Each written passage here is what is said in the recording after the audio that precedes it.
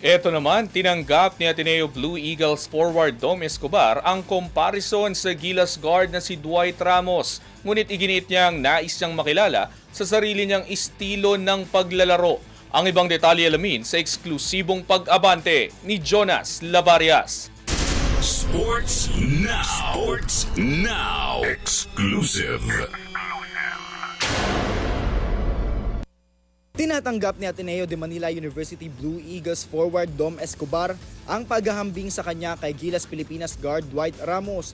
Ngunit nilinaw niyang nais niyang makilala sa sarili niyang estilo ng paglalaro. Kamakailan ay inihalin tulad si Escobar kay Ramos dahil sa kanyang two-way play at kalmadong disposisyon sa loob ng court. Gayunman, ayon sa batang Atenista, nais niyang kilalanin bilang siya mismo. I want to be known for dominance or not Dwight Ramos.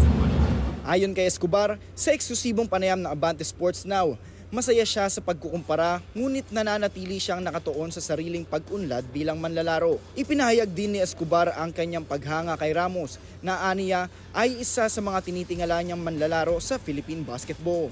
It's pretty cool, man. You know, but I want to be known for my own player, myself. But shout out to Dwight Ramos. He's just a spectacular player. Patuloy ngayon sa pagpapakita ng tika si Escobar bilang isa sa mga pangunahing piraso ng Ateneo Blue Eagles na naghahangad ng muling pagbabalik sa tuktok ng UAAP Season 88 Men's Basketball Tournament. Ako, si Jonas Lavarias, Abante Sports, now na.